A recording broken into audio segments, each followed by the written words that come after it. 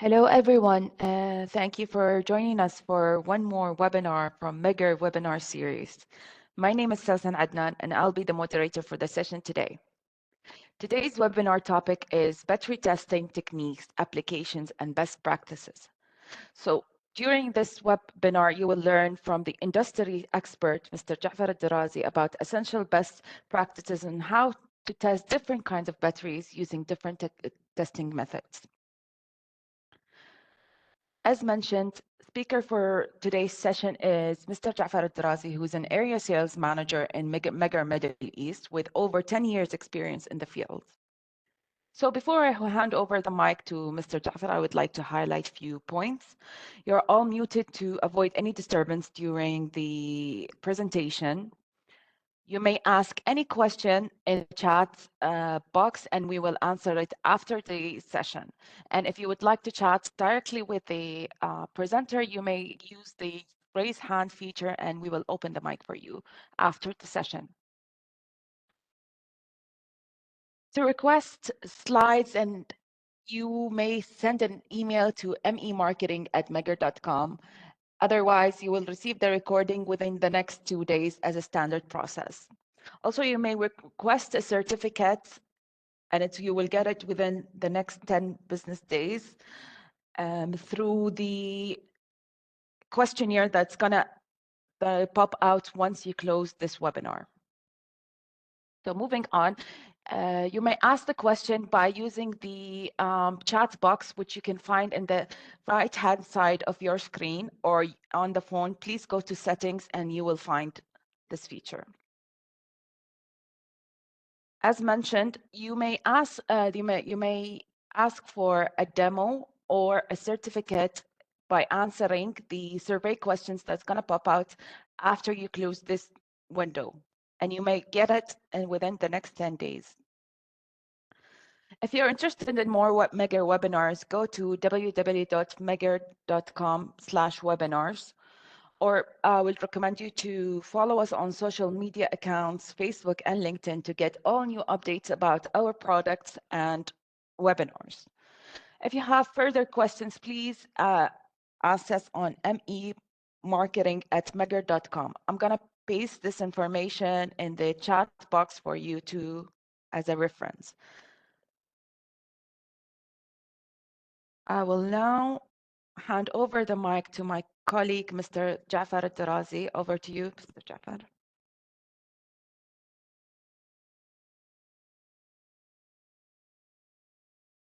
Thank you, Susan, for the introduction. I would share now my screen. Can you confirm, please, if you can see it? Sure. It's clear now, yeah.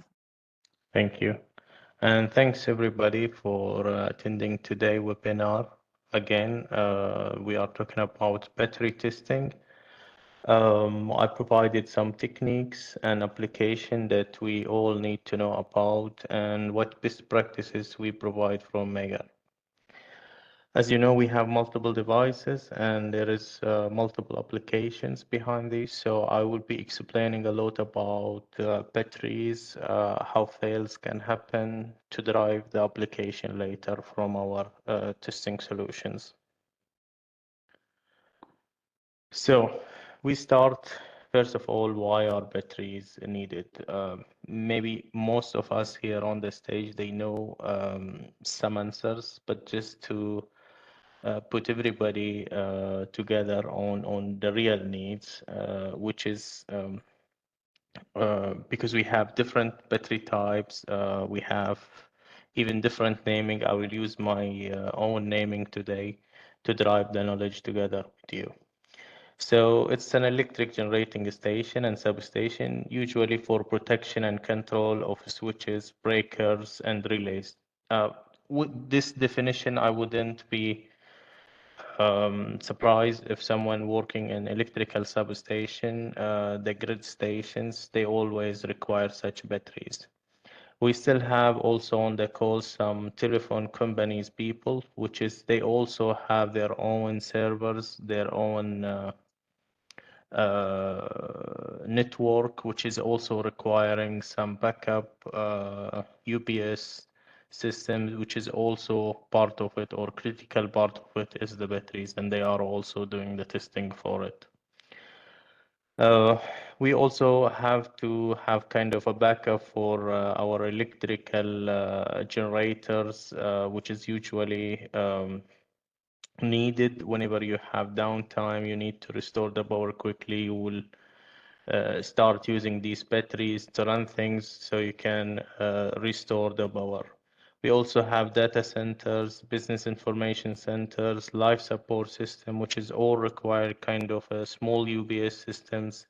And these are also critical, especially when the downtime happen for them.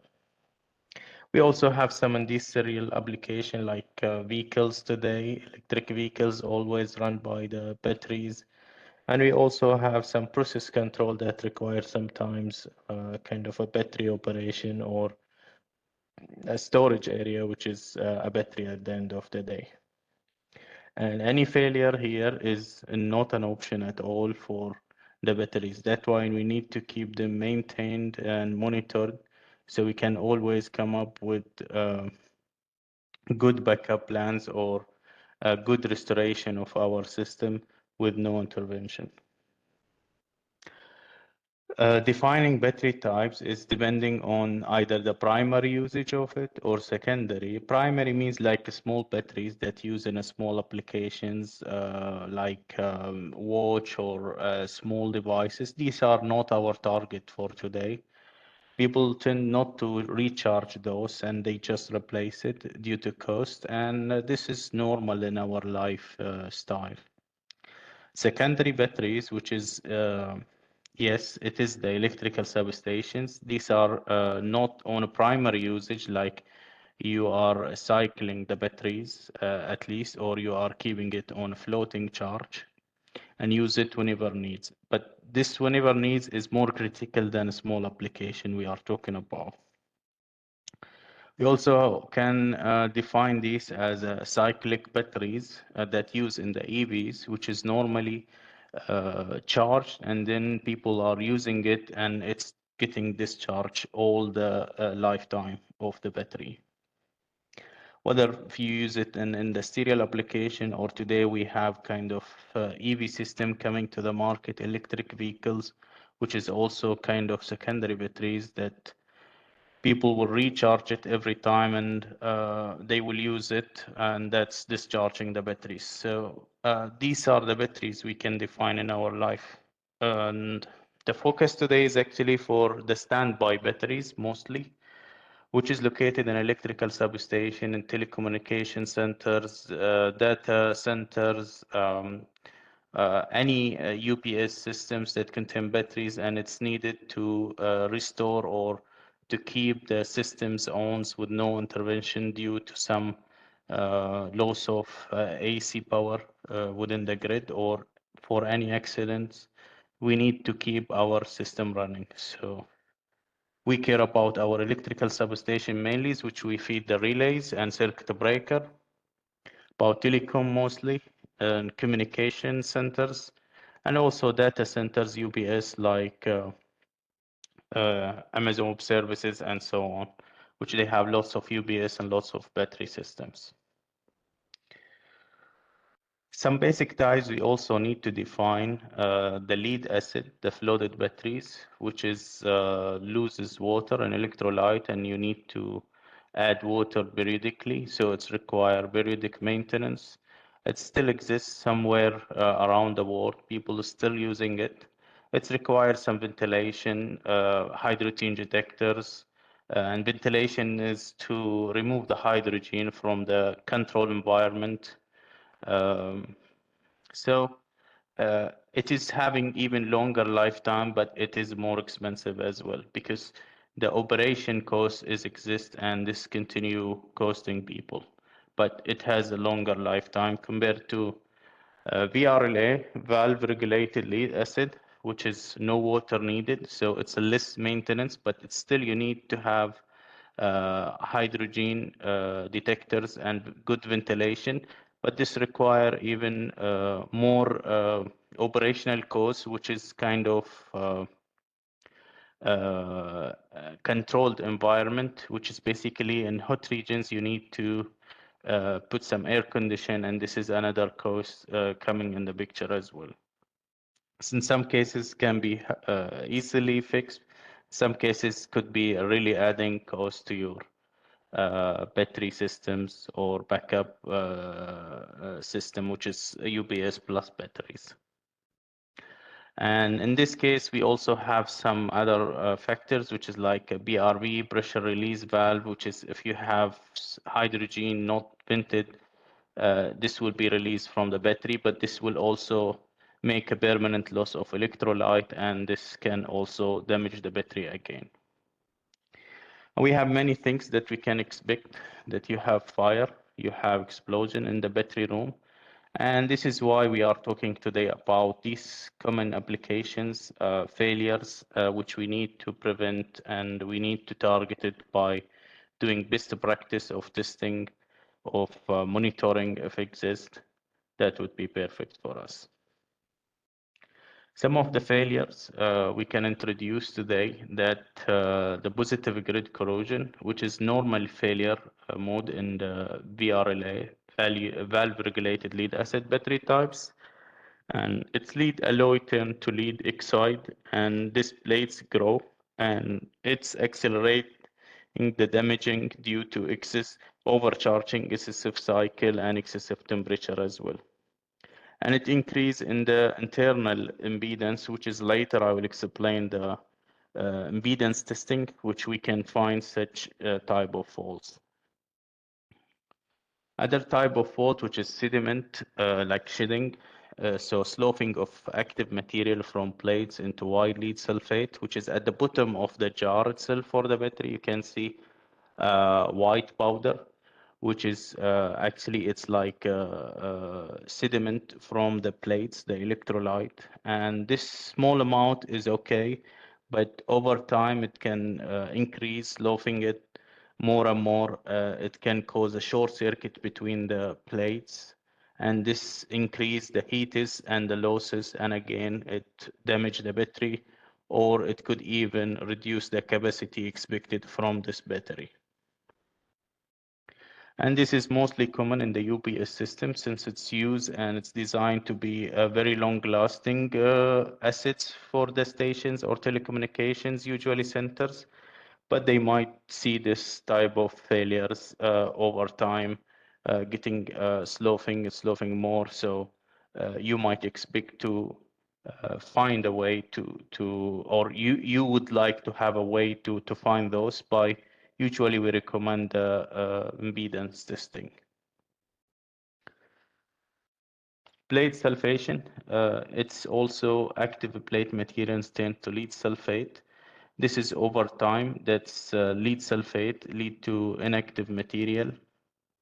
And this is occurred in both flooded acid or the VRLA type of battery. And this is natural process during discharge, which is whenever it's needed. It may sulfate the plate, and this cause again an open circuit because you lose the conductivity, or it could be the opposite. If you start have sloughing down some materials, it could rise until build like a short circuit between the blades again. And sulfate crystal also harden over a long period of time, and this is also again reduce the conductivity between the plates, which means reduce the capacity of the battery. The conductivity means the more generation of the power from the battery, or the voltage induced from the battery, which lead to a less capacity from the battery. Over a long period of time, some systems cannot be really, especially with the UPS type of needs for this battery, you will not be easily measuring the capacity test due to its complexity. People prefer to do kind of online testing, which we recommend this, the battery impedance test. And this can be found like an increase in the internal impedance. So You need to compare as well with the previous history data, and you make the trend for it. You start today and you start building the trend, and this is a good way of detecting such failures. Shorts I explain of sloughing the sulfates, but it's also possibly can happen due to pest lumps pushing through the mate and shorting out the adjacent, the opposite polarities plates. So shorting is another problem that we see within the batteries between the plates, and this can be discovered by the battery impedance test, or also it is possibly to see such issue by measuring the specific gravity, which is another test. It's good for the acids when it's get too low that you continuously measure the specific gravity and you have less readings, in the specific gravity. That's also lead to a discovery or a found out from the measurement that you have starting, or you start losing the capacity of your battery, which is also good found by the specific gravity type of testing.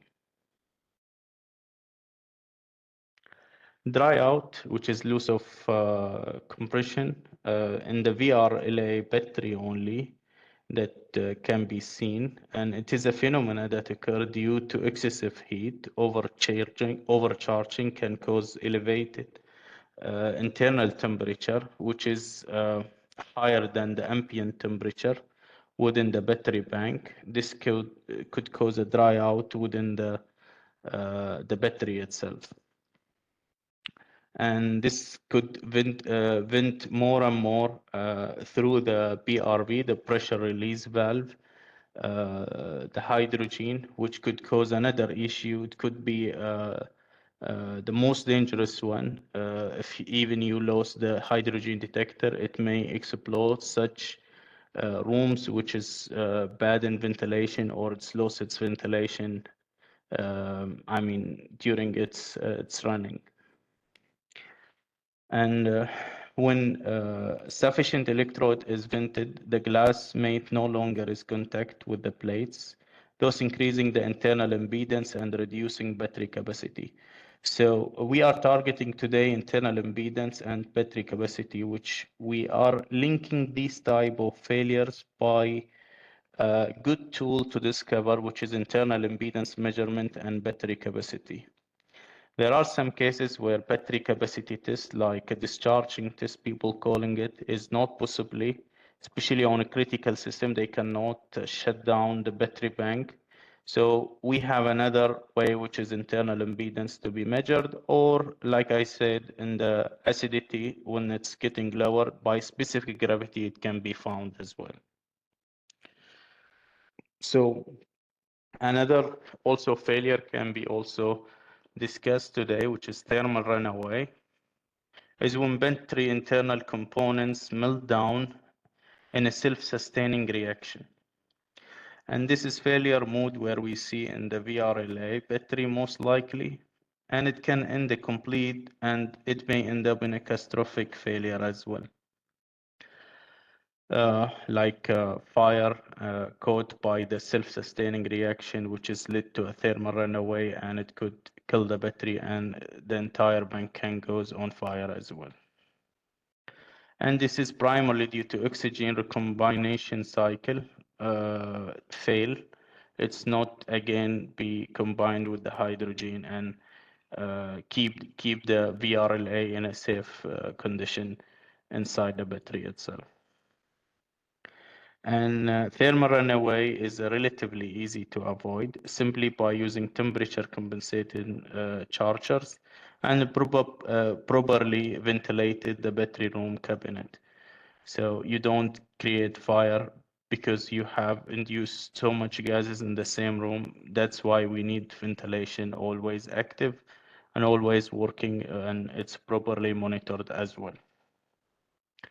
Temperature compensated chargers reduce the charge current as the temperature increase. So you need also a smart system that's whenever you have a charger, it can monitor temperature and it can reduce the charging current by looking at the temperature. If it's increased, then it's try to control the current rating. This is not exist everywhere, but it is getting today the life, especially with the smart system that is always monitor, and temperature is important in our battery charging cycles. So we spoke about thermal runaway, and we see also on the flooded cells that allow to gas to escape. And VRLA recombine the oxygen, and if it's failed due to too much releases from the BRB, even if that also fail, it could continuously release the gases in the room. If you also lost the ventilation for whatever reasons, that also cause like overcharging, high ambient, low airflow, and it end up with high float voltage. So it can also damage your system that equipped with before even it's get maybe the catastrophic failure. It could also lead to some downtime of your system as well.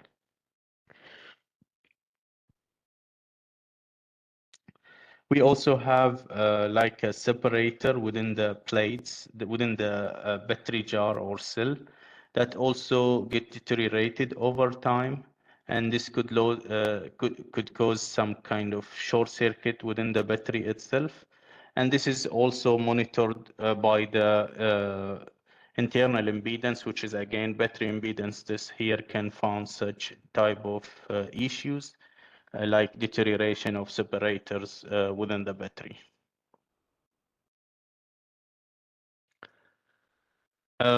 Carbonation, which is another phenomena that happen especially in nickel cadmium type of cells. And we have potassium hydroxide electrolyte enter into chemical combination with atmospheric carbon, and this induce or generate a new potassium carbonate, and this removes the potassium hydroxide from the electrode and make it less to be able to conductive with the electricity. And this means it's like increase in the resistance. So carbonation is like a normal phenomena that can happen by the chemical reaction within the battery, and this lead to kind of open circuit.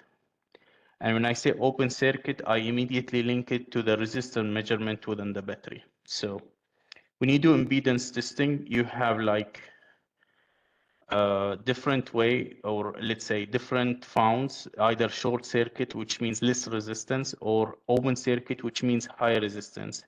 And this can explain this normal phenomena happen by the chemical reactions within the batteries, and can find you such issues. The decrease in electrolyte conductivity make the cell reach a lower voltage much more quickly under discharge. And this is like a loss also on the capacity test.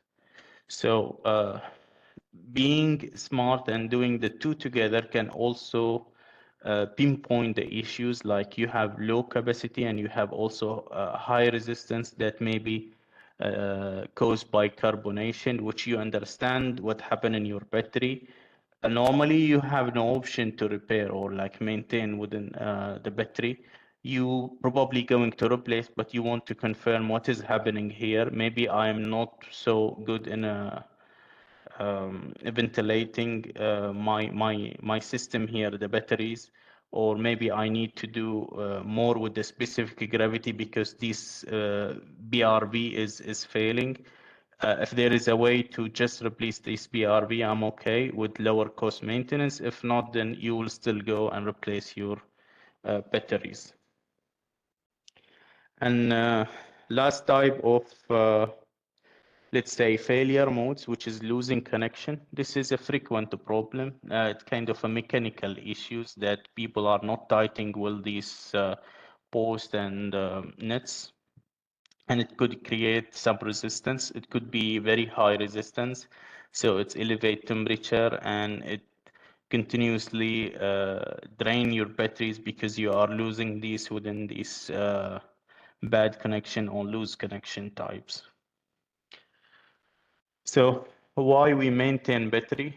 several things can happen when batteries are left unmonitored, like terminal can be corroded, ventilation system can fail, battery housing can build up pressure and cracks as well, like the housing of the battery itself, if it's not properly made, it can create some cracks which lead the liquids there, and it could also lead to some other failures with the mechanical housing itself, or it could be lead to some shorting between the connections, depends on if you have like multiple layer of batteries, like one on top of each other.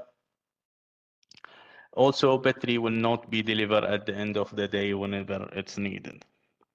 So everybody expect to face a failure if he is not maintaining the batteries, which is the last line of defense for anybody is working in telecommunication and electrical substation. Loss of power is something can be normal when you have a battery system, and your battery system should deliver properly so you don't face such some catastrophic failures. Battery explosion also another case which we see it when you have loss of ventilation especially, which can accumulate gases within the room itself, and it can lead to even more catastrophic failure. So it can explode because here somebody didn't pay attention to the ventilation, so producing the gases continuously over 3 days, it could make a big catastrophic failure, which is lead to a very high cost for restoring and repairing even the result of this. So battery maintenance, there is no single test tells the whole story. That's important to know, that it is not only one test. You need to do series of tests on a periodic kind of a routine jobs you are doing to monitor and always maintain your battery.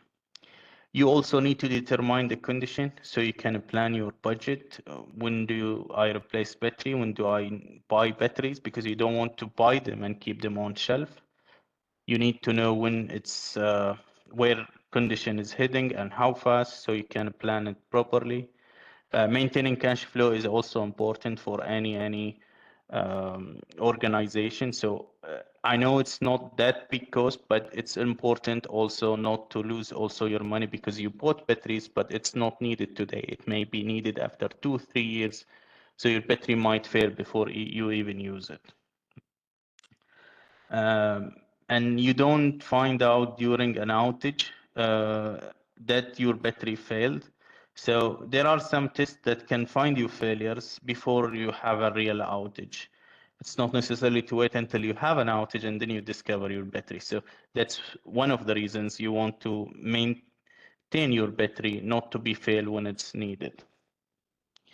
And also for people who like to collect data and keep themselves in a good shape, understanding their assets. Excuse me. So it's collecting data of your assets is also today a trending topic. Many people like to have good knowledge of their batteries, of their assets, so they keep maybe developing their assets as well. These methods, visual inspections, one of them, that's require nothing but people like the operator, the maintenance people, to go and do the visual inspection just to check entire system and so on. Float voltage to be measured, float current to be measured, ripple current to be measured. These are three components that not everybody is really paying attention to. I'm saying the truth that these are not too important, but for people who like to collect data to understand their batteries, I said in some cases, if you have really high ripple, or I would say if you have really high ripple, this could cause also some heats. By monitoring this, keeping the trend, you will get more about your battery. I mean, you will get to know more about your battery when it's behaved badly. Maybe it's a charger issue that's led to a failure in the battery as well. That's by monitoring this float current and voltage. Also ripple. excuse me. We have also specific gravity, which is a chemical kind of measurement. I will talk about this as well. It's also important, and it requires some tools to be measured. Temperature, another way of keeping the monitor on the battery. Today we have some cameras that can be fixed, and it's monitor the whole banks remotely, which can also add another good step before any things can rise or happen, because many failures might lead to high temperature, so it can be discovered by the thermal imaging kind of solutions. The discharge testing is like acceptance test, and it's well agreed between all the players like supplier, the owner, and even some third-party company like insurance companies. For the plants, usually these people are requesting to be accepted within insurance policy. You have to maintain your battery because it's the last line of defense. So we as an insurance company, to accept you and to put you on insurance policy, you have to be always maintaining your battery system. So you don't come again if you have a fail even in your battery and you couldn't restore the power, and you can complain again to us that my battery is not delivering. So insurance company is also targeting this last line of defense, which is battery. And we have ohmic testing, which we explain several failure modes that can be discovered easily by measuring the internal impedance, and we call it ohmic, like IEEE does call it like this. But it's at the end of the day, it's the ohmic law. We have voltage, current, and when we divide, we get the resistance, basically, or the impedance if you have AC injection of current, which is what we are doing in our ohmic testing unit. Strap resistance, this is also kind of a mechanical check. People, when they tighten the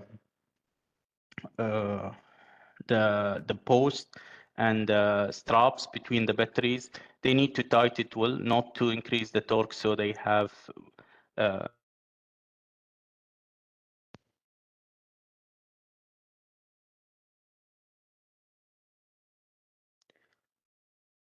I'm sorry for losing headphone. Am I audible again? Yes, it's fine. We can hear you.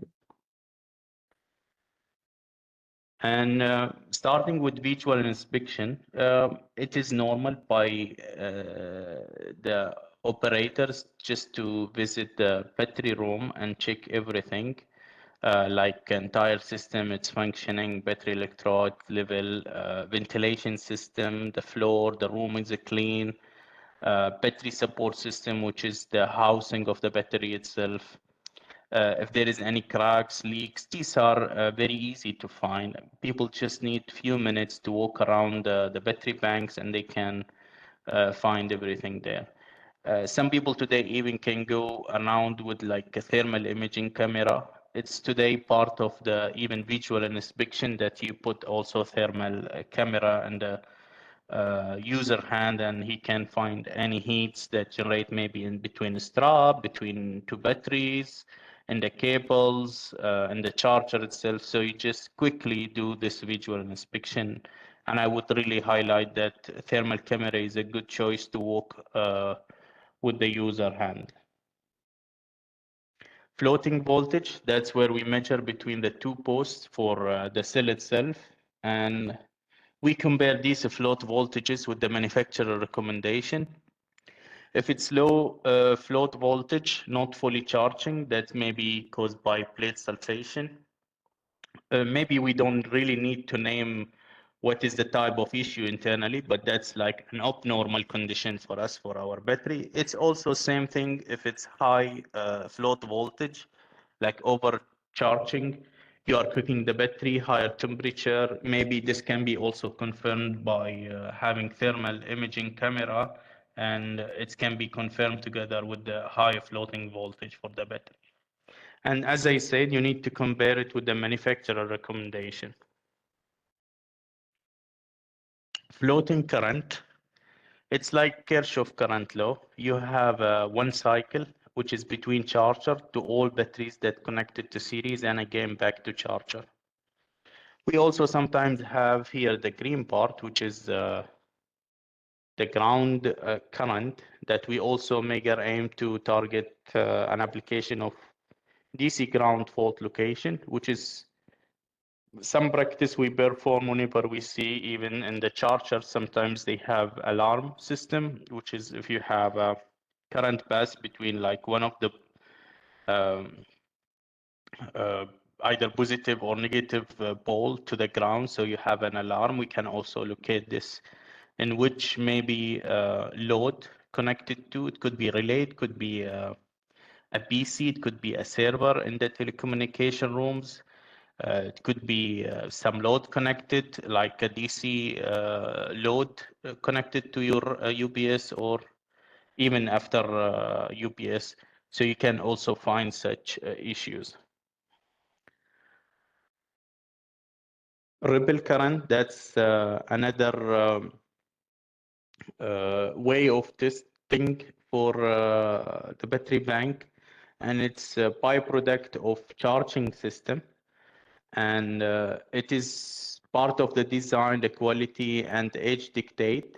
It can have internal heating within the battery if it starts increasing, and we have, I mean, a number from our experience we share to market that's like 5 ampere for every 100 ampere hour, and below should be good. If it starts increasing like more than 5% of your ampere hour rating, you're probably going to have more internal heating within the battery, and you need to work on your charger system in this case to reduce this ripple current by having maybe proper capacitance rating, or maybe you replace it, or maybe it's not the good rating for your battery size, so you need to work on your battery charging basically.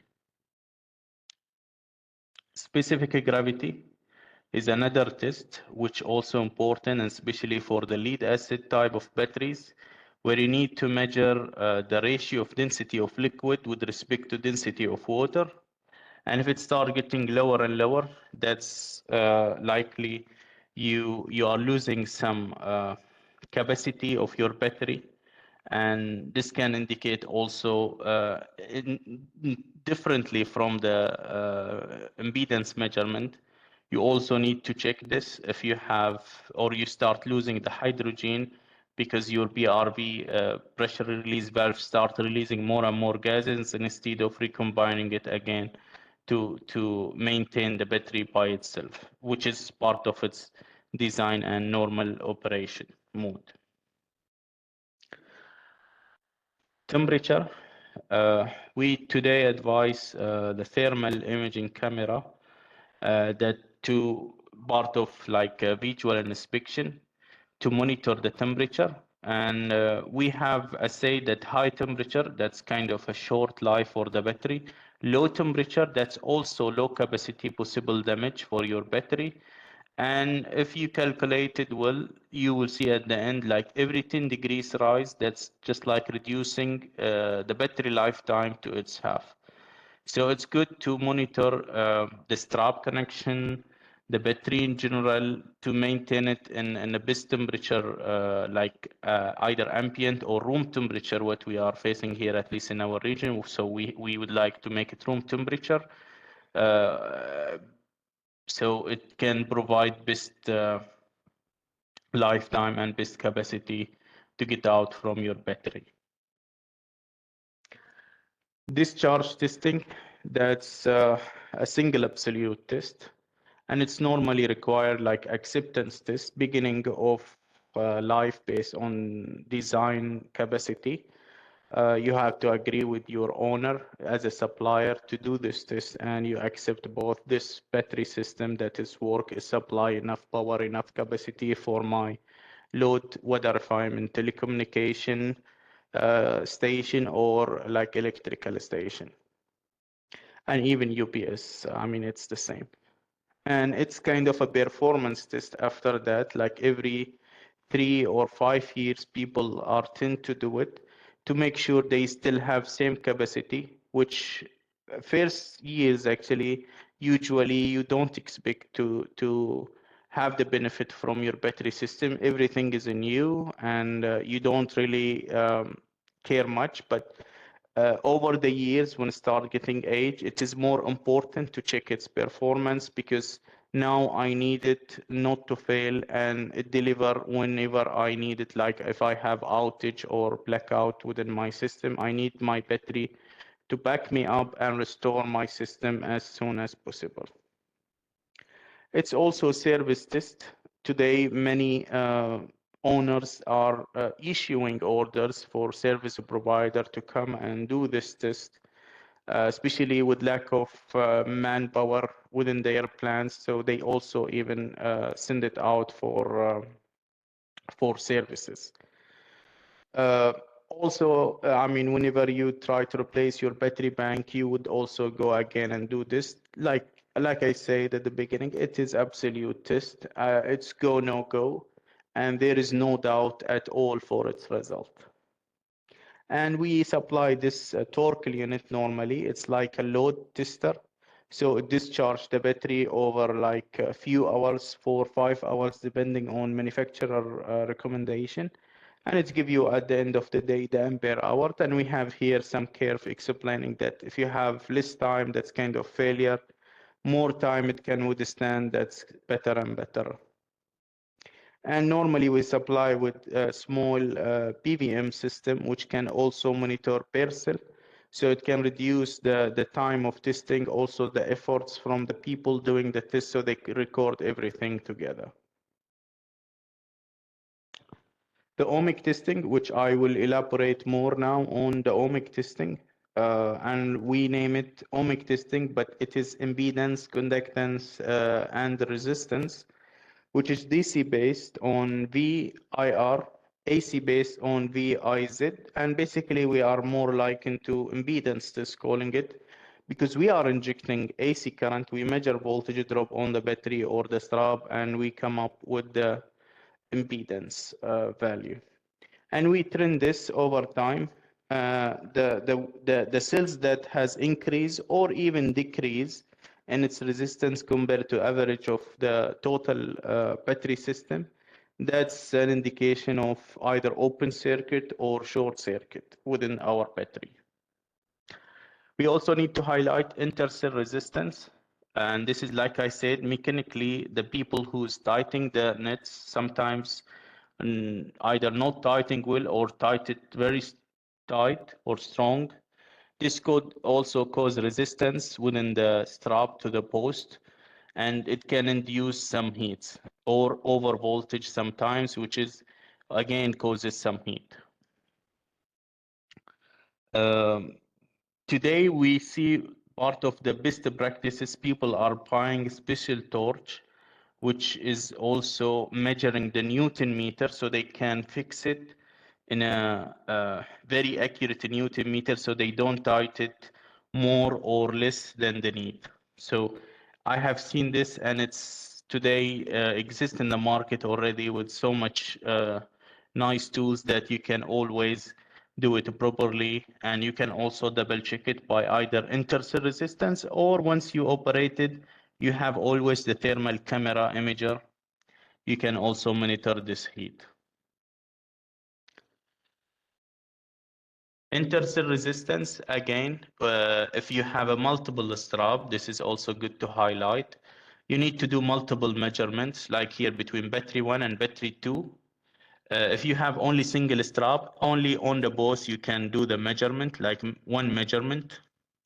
And if you have battery 1 and battery 2 with multiple strap, maybe you do 1 and 2 together, like you do it cross, and you do 3 and 4 together, so you do it cross again. You can still do 1 and 4 together, not a problem at all, but doing it across, it's just like double checking everything is connected and it's less impedance, so you are satisfied with the low resistance ohmmeter or device designed for the battery. So impedance test has distinct advantages over resistive type testing. When we look at the schematic representation of battery, there are more than just resistive component that the battery has. So there is a capacitive and inductive, which is all included in the impedance test itself.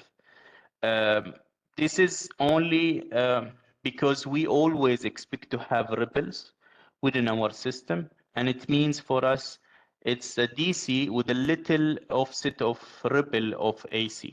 So it's good to measure both. So in case you have little capacitance, little inductance, you always make sure it is very low so you don't produce any heat. And this is again also can be measured by the thermal camera imaging. If you can combine both reading, that will be even better for you. You understand this heat is caused by the resistance or impedance itself. So you can maybe work only on the mechanical part, which is either replacing the strap, tight it better, and it could improve the impedance and then reduce the temperature. If you still have low resistance, so you are confirmed with the resistance, but you still have a heat, maybe it's some internal problem within the plates. Like I explained, there are several causes of heat problem within the internal plates. From Meiger, we provide like two testers, Pi 2 and Pi 5. And these are, depending on the size of the battery, we can put more and more accuracy to the test result by having more current injected to the meter. And we normally look at the ohmic testing result as average of all test result, and we check whenever we have increase in the resistance, that's the cell we need to work on, or we need to dig further what is the cause of the issue. We also have the table here. We can see clearly that 0.57 ohm is too low compared to 281 or 275 or 67. So some high resistors values, we need to dig further why this cell is really high in its internal resistance. So it clearly indicates some issue ongoing in that resistance. And as I said, we are not doing only resistance, we are also doing conductance, which is like actually admittance. And we also do impedance. And these all together is what we call it actually ohmic. And it is a relative test, not an absolute test. And it means that we need to compare always with the previous data. And that's where we say repeatability is a key. You need to repeat your result every like a quarter or at least 6 months once to make sure you have a good trend within your battery. I understand it's require huge efforts by sending your manpower or your operator, or I mean the user or technician to the field to measure it every 3 or 4 months. But this is for people who really want to have proper or solid result and confirmation on their batteries, which they don't expect any fail to happen for them unless they do proper maintenance. Because especially with VRLA, with flooded, they might fail within 3 months. So if we say that capacity test is taking like 5 years time, this will not be sufficient to find issues within battery. It may fail before you have the next capacity test, because you need to plan an outage in that type of testing, like offline testing. But in battery impedance, you need to do it in a shorter period of time, and this only can find such issues. You might also trigger capacity test if you find some issue with internal battery, just to confirm that maybe your battery starts failing now and you want to confirm more with capacity. So if it's failed, you can plan it quickly for a quick replacement of your battery before it's failed to deliver in the future when it's needed. So impedance test is basically we look at the trend. If it starts increasing, we immediately action it either by doing capacity or maybe we can just immediately ask to replace. And we have also some good users are practicing with the impedance test, and they change battery based on the impedance test result. They don't wait capacity, or they don't even trigger capacity, especially when it's battery impedance really high, so they immediately replace only one cell part of the whole bank, not the whole bank. DC ground fault locator, that's a topic I said I will also give it as a best practice. Ground faults that's likely unwanted path to earth and often due to damage in wiring, faulty insulation, dust and dirt, which is often happen in our environment here. And also ungrounded or IT grounded system is also can cause such failures. Single ground fault will not trip out vital equipment, but second faulty ground, it may lead to catastrophic failure. So you need to action even once you have little current fail or bathing to ground and it is unwanted. So what we are offering here, it's a basic ground fault tracing, and it is simple. You can connect, you can create by the transmitter some signal, which is different frequencies from the DC, and you have a receiver to trace this. We also say it is unique because some stray capacitance caused by the wiring or cabling can be also found. And this is because we have a new meter that you can always measure real fault current and also distinguish it from the reactive current, which is current goes to capacitance only. So this caused by a normal phenomena of cables. And it is simple to use. So you move your CT to each circuit on the panel, and you have the receiver provide visual indication. It can be audible beep as well. And this indicate the failure at which circuit with a high current. And if you go and find which panels or from the distribution board, you can also locate at which exactly line you have more current, so you can locate it easily and work on it, whether if it's like dirt, resistive, cable issues, you can fix it and you can retain system healthy. As a conclusion, we learned today from many failures that regular battery maintenance is essential for the safe and reliable operation of your DC system. The heat also is a very acceleration mode to fail for your battery, and it's also aging factor for your battery as it's reduced its lifetime to have. The VRLA battery also can fail within 3 months. This is because of the chemical and internal reactions that can happen and can lead to a failure before your next capacity test. Many people would say, why I do impedance while I'm doing every 5 years test of capacity. The impedance test can find problems before capacity test, which is usually programmed for a longer period, because you don't want to make an outages every year or every 6 months. So you have an online way of testing, which is a battery impedance, and can find such issues, and you can replace it per battery. I'm not saying even the battery impedance can replace the capacity. You still need to make sure that the capacity also in a good health, in a good rating. So that's our topic for today. And thank you again for your attention for this webinar, which we discussed the battery. And now I will open the floor for the question. Sausan, do we have any? Hi, Mr. Jafar.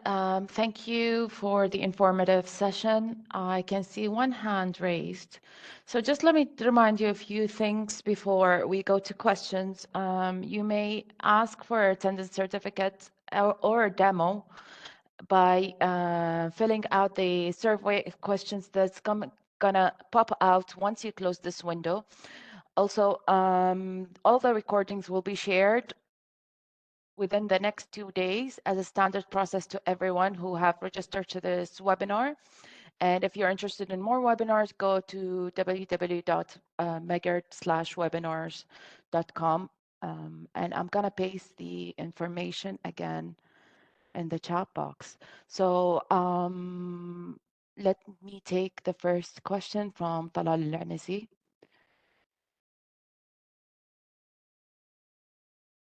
You can now unmute yourself and ask your question. Provided. I want to ask you about the torque, the discharge test. You said it's it's not applicable for the new ones. It's applicable for after somehow years of 3 years to 5 years. To check the capacity, the real capacity of the battery. So we have an article, so actually we recommend it to be every year. So is it okay with us to do it every year, or it's gonna be damage the batteries? Thank you, Mr. Talal, for your question. Regard the Torkel is a quite famous test, first of all, on battery, and as it's find its capacity.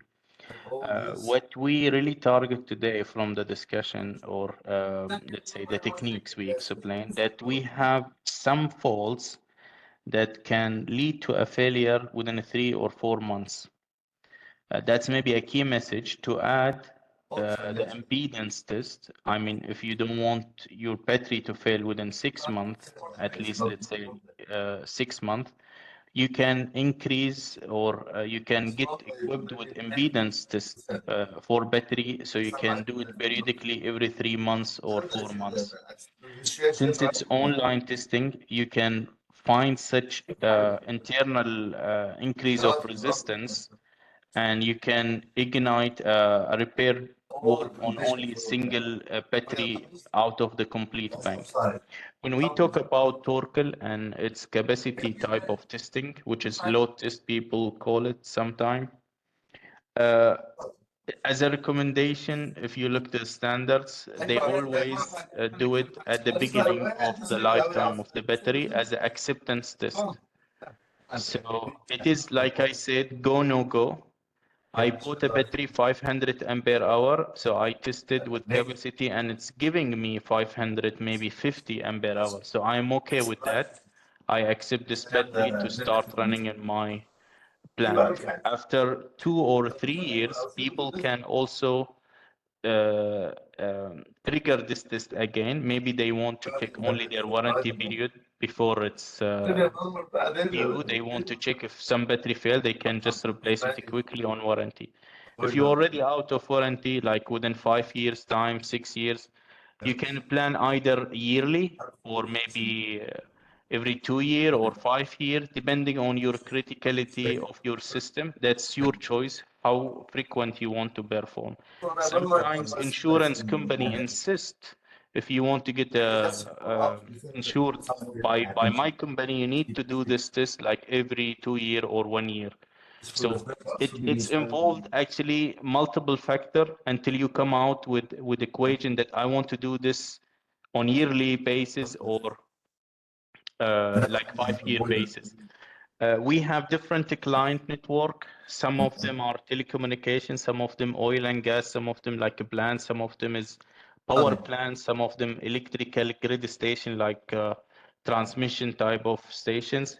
And they have different actually formula to apply on their systems. It's actually depending on people beliefs and how they are factored by like insurance or let's say fault experience they faced in the past. So they implement different rules.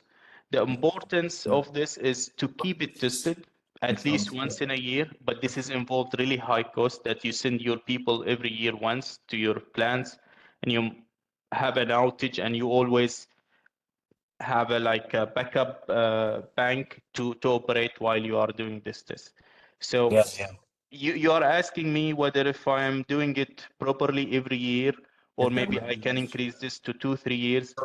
This is actually depending on your study, your understanding, your experience. Also, if you are forced by insurance company. So I cannot tell exactly how many time, but if you look to the standard, within 5 years at least once you have to be testing this. What we are, again, we are delivering key message today that with the impedance test, even within the year itself, because it is online test, so you are not disturbing your system, you can still find failure faults before the year, before the capacity test time to come. Really, I thank you for your answer. It's really informative. So, we are from Ma'aden Aluminium, so we would like to have you here in Ma'aden and deliver this session and give us your recommendation regarding what's the best of for our battery banks, and if you can coordinate with us to have a session here in Ma'aden. Yes, Sure. Mr. Talal. Yeah, you can request a demo session by using the survey that is going to come out, or send us an email direct to Mr. Jafar al-Dirazi or to memarketing@megar.com, and we will arrange that for you. Yeah, thanks. Good. Thank you, Mr. Talal. So we're going to take one question from the chat before we move on to the next hand that is up. So the question is, different types of failures in gel-type batteries, is it similar than the valve-regulated lead acid battery? Yes, I would say gel type batteries, they all, of course, having different type of faults, and it's need to be another discussion and look and focus on this type of batteries. I explained several type of faults on mainly VRLA, valve regulated lead acid, and flooded, which is our most common in our region.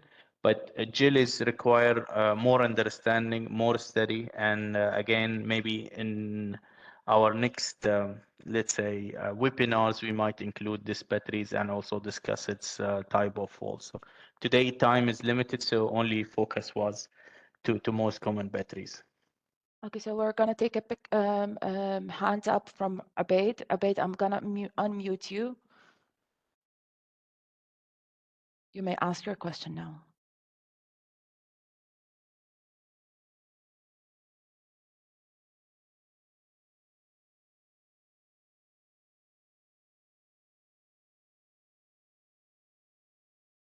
Can you hear me now? Yes. Thank you. My question is that what are the most effective methods or technologies you have found for diagnosing and locating the DC grounding faults in the electrical systems?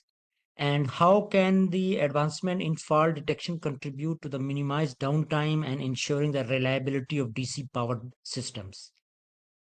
Thank you. Thank you, Mr. Ubaid. Your question is really good. And to answer it, I need to tell again that doing the DC ground fault itself is the best method.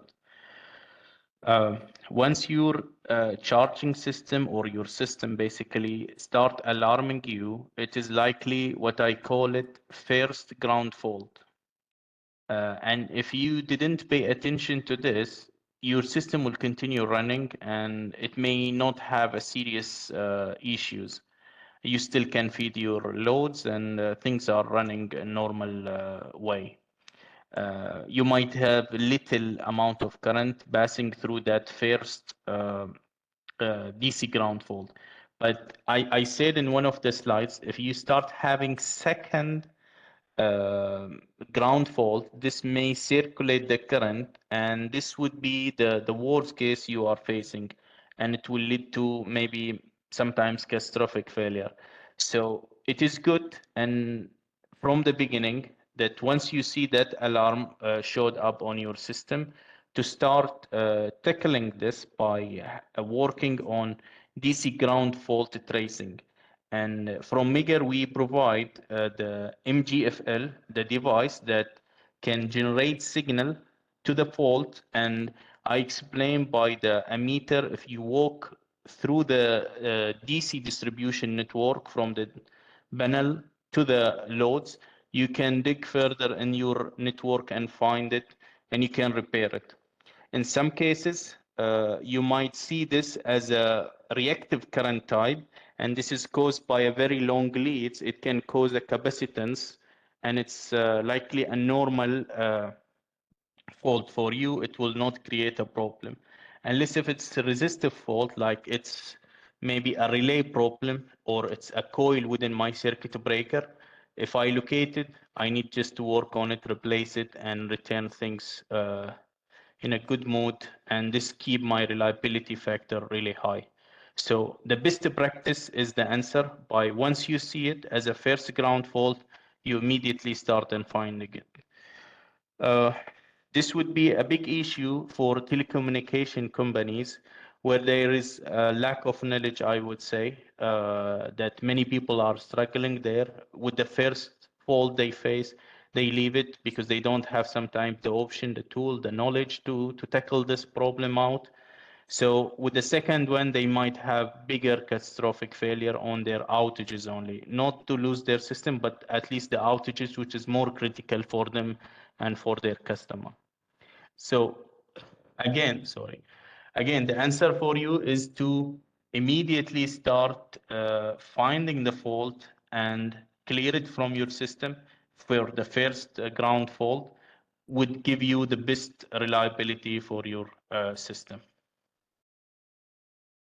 I want to ask, without your system, without your meter, how we can determine the fault? What is the procedure for testing the ground faults? Actually, in a short, if you want, can describe us. This is then simple, but depending if you have a very high safety procedure, that just by simply you switch off the breakers, the DC breakers, one by one. So you switch off breaker number one. If your system alarm goes off, then that's the breaker having the problem, and you go and see it's feeding which panel. If it's not goes off, then you switch it on again, and then you switch off again the next one. But remember, especially in electrical station, if you are in a very old station, it may have misfunctional of your protection system, and it may lead to a blackout of your substation. And this happened already. In several cases, we get a call by customer. They said that they have use this way, which is only switching off breakers, and suddenly they could blackout in the substation. People were investigated, and drama or many stories have been behind this. So if you want to go that way, you are okay, especially if you are not having a very high sensitive region or type of load, so you can do it. If not, if you have very high sensitive stations or loads to feed, then it's better to go with the proper equipment and not to lose your supply or your load, and this will affect your operation as well. So you have the two options: the simple way to just switch off the breakers and find it manually, but there is like some consequences. If you are okay with that, you can go with that. Okay, thanks. Thank you, Mr. Thank you, Abid. Mr. Abid. So I'm gonna take two more questions from the chat before we go to the raise hands. Thank you all for your questions. And so the question is, have Meiger developed a proper effective method to monitor batteries voltage and resistance? For us, it's a bit early to talk about, but it's in our scope, and we are working on something in near future. It will take time. There is no promises, but we aim to work on a monitoring system for the battery, and this is coming in near future. But today, we are not having any system yet. Okay, so next question is, what is the recommended factory routine test for lead crystal battery? I would advise with all testing methods I explain, that's best advice. It's not a marketing, but it's best advice.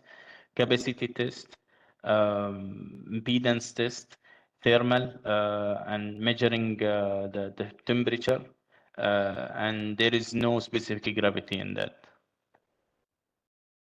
Okay, one more question from the chat. Do the Meiger impedance tester measure the impedance of live batteries, or needs to shut off the charger and then test the impedance?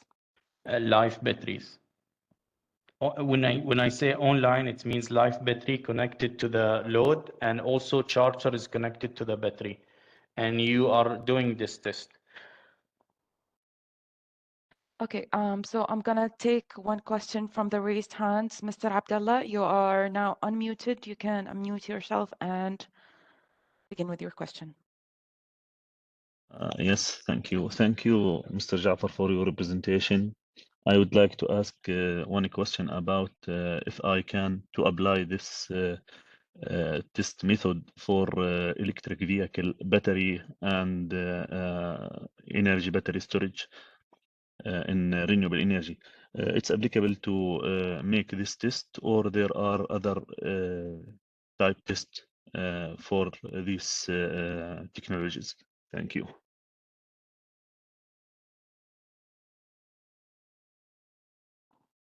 Sorry, I was unmuted. Thank you for your question. And regard the electric vehicle, today we from Meijer are investigating a way, to be honest, to enable our testing tools to be used on batteries and EVs.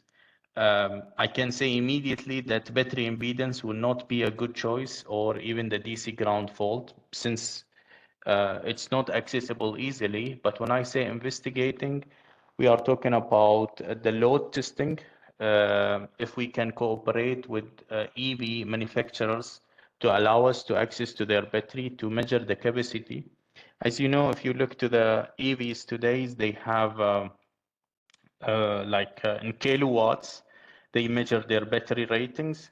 And we can, of course, if we can discharge through the charging point, then we can give such a testing tool, and it's only remain a wiring between our capacity tester, Torkel, for example, to the EV.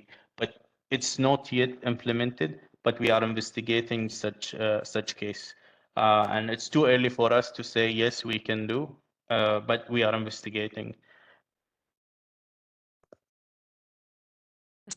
Mr. Arsalan, you are now unmuted. You may ask your question.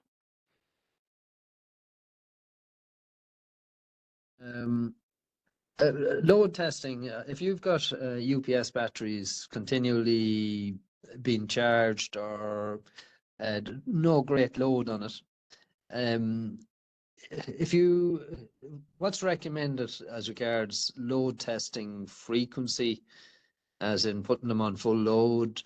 If you put them on load, does this actually improve the life of the battery as opposed to not load testing the batteries? I didn't get your question, to be honest. Can you? My question is, does performing a load test every 6 months improve the life of the battery? If you just have it, if you don't do any load testing, you're running your UPS, you're just carrying whatever the load is. It's only a trickle charge that's going to be on it, or it'll be let's say the UPS only has 5% load on it. But if you don't do a load test, if you never do a load test, will this cause the batteries to deteriorate or perform less when actually called upon when you lose power? Will it deteriorate the actual autonomy life? When we go checking the UPS, it keeps telling us we have 8-hour autonomy time. But then when it's actually used in anger, immediately it takes the load, the autonomy test drops down to 5 minutes or 10 minutes. I believe if you're not doing regular full load tests or 50-60% load tests, the battery deteriorates unless you perform a load test, a proper load test. I get your point, but let me tell you, the purpose of this is to tell you how much capacity you have until certain voltage you are reaching. When we start the load test, we are programming the device to be stopped at 85% of the voltage. So we don't drain the battery to its, let's say, critical limits. And this is also not recommended by the manufacturers. So if I have a test today, I would say 85% of my maybe 110 output voltage DC is like 92 or 93 voltage. So I will be stop my test at this voltage only. So I will not allow for my load tester to drain the batteries under test. So by this, I'm saying I am not a destructive test for your batteries. And if you frequently doing this every year, we are not going to reduce the lifetime of your battery. We are only telling you how much capacity you are currently having. You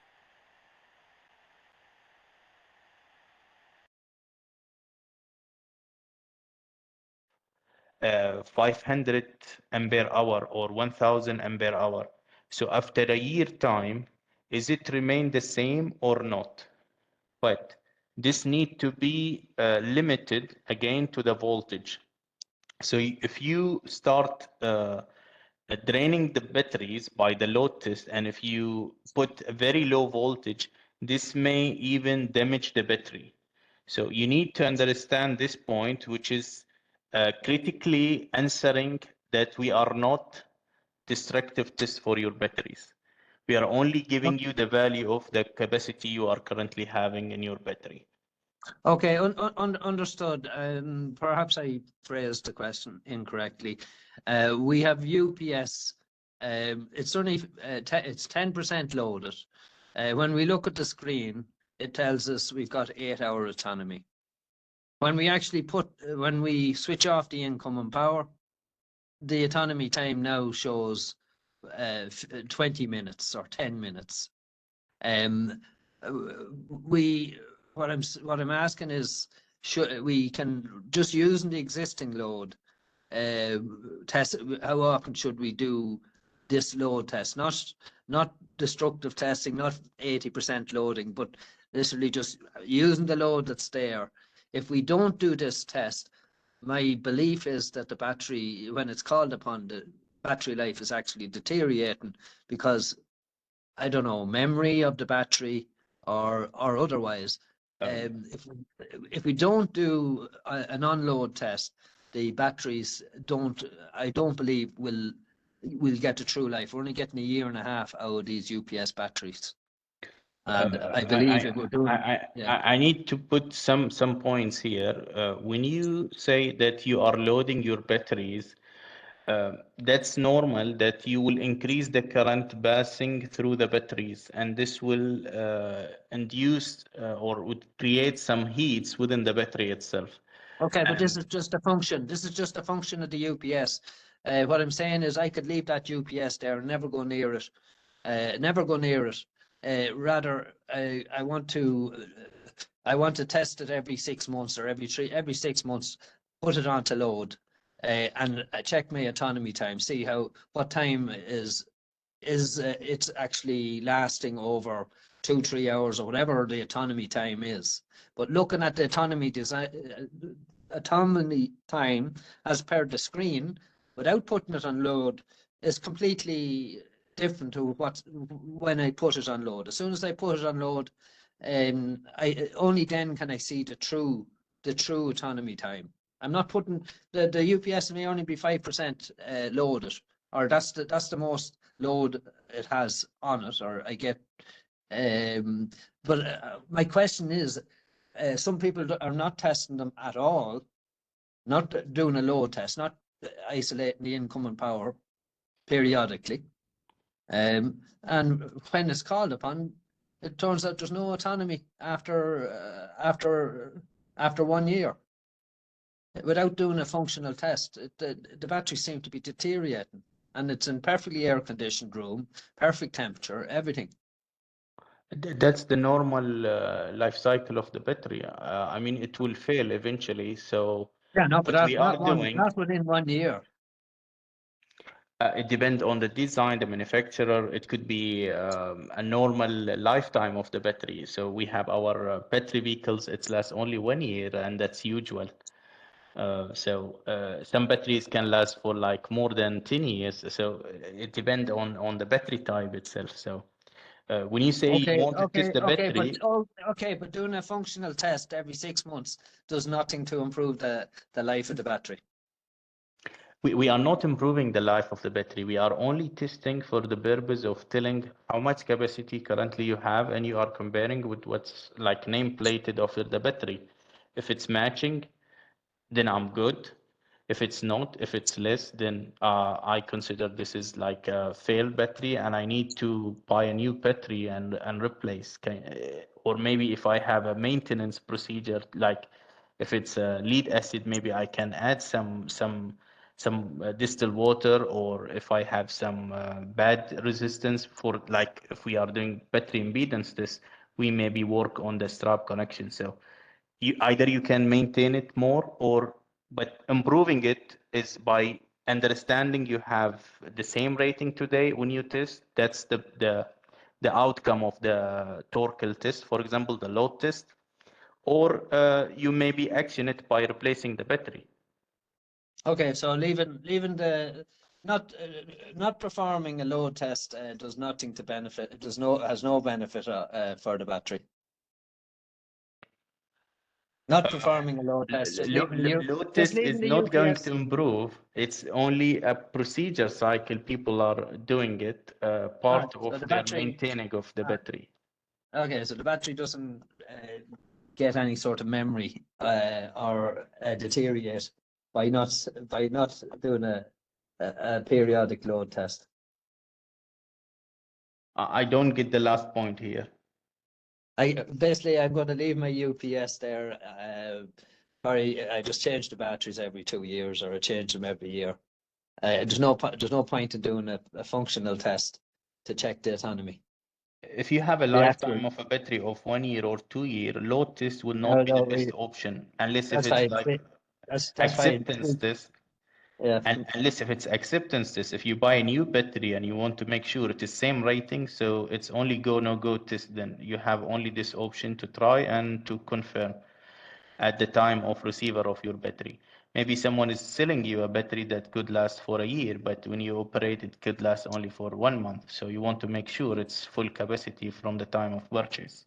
So that's why I say it is acceptance test, and if it can last for like more than 10 years, 20 years, you can test it every 2 or 5 years. Sorry, Mr. Salam, but I have to cut you short because we're taking more questions. Thank you for your question. So I'm going to take one more raised hand and a few questions in the chat before we end the session really fast. If you have further questions, please email us on memarketing@meiger.com or use the survey, the questions, to ask your question, and we will get back to you as soon as possible. Mr. Zulfaqar, you can unmute yourself now and start with your question.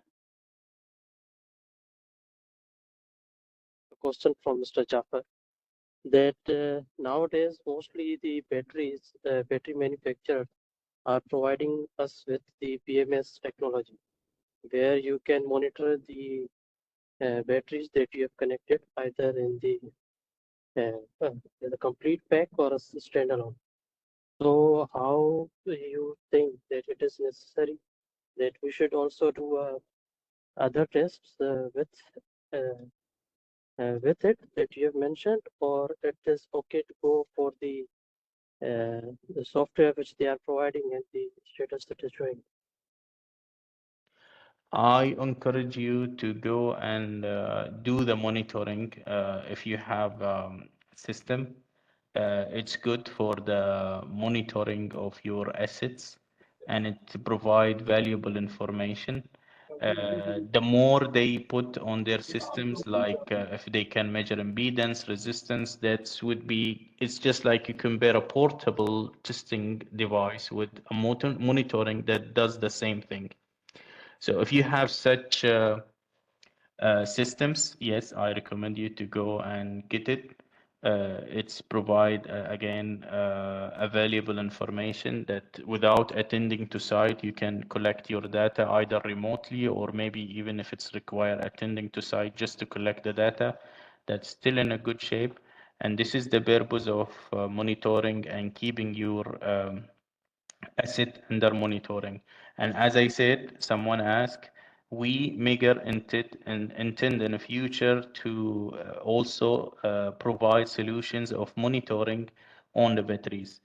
We are also today trying to interface with some of the monitoring system that we can test the battery impedance test through some monitoring system. It's not yet released such features, but we are intending in near future to release such services as well, for your information. So what about the compatibility? Because you know that each manufacturer has its own technology and specification. So you think that the software or the product you will be providing would be compatible with all the We are playing a role like a third party. We are not producing the batteries today as Meiger, but we are only testing the batteries. So third party by the mean, you can buy the batteries from one supplier and you can buy the monitoring from different supplier. So you always have like third party inspection or witnesser, which is either Meiger or someone else on the battery supplier. Battery suppliers, they will always try to tell that we are judging ourselves by our battery monitoring system, or they can combine it from like some backdoor suppliers. I'm still okay with that. But again, if you are looking for a reliable system, monitored system, so you can reduce your site attendance, I encourage you to do. Okay, thank you. Thank you for Thank you, Mr. Zulfaqar. And do we still have time, Mr. Jafar, for one more question? Let's say last question. Okay, so you mentioned that one of the problems with batteries is the ripple. Is it caused by the charger or the battery itself? Thank you for the question again. And to repeat, I said also it is usually caused by the charger. So chargers are responsible on providing the ripples to the batteries. It is rare cases that batteries are causing a ripple. And if they cause ripples, normally you will find it easily by either battery impedance or capacity, and that battery already goes off or replaced. So over time, things will be, let's say, increase with its ripple, and it's usually caused by the charger. Okay, so we can conclude our webinar session for the day, and I would like to thank everyone for attending and everyone for your questions. I would like to remind you that all the recordings will be shared within the next 2 days, and if you have requested the attendance certificate, you will receive it within the next 10 days. And also, I would recommend you to follow us on Facebook and LinkedIn to get all new updates about products and webinars. And if you would like to see more of our webinars for the year, please visit www.meiger.com/webinars.com for more webinars. And we hope to see you again next time. Thank you, Mr. Jafar. Thank you all.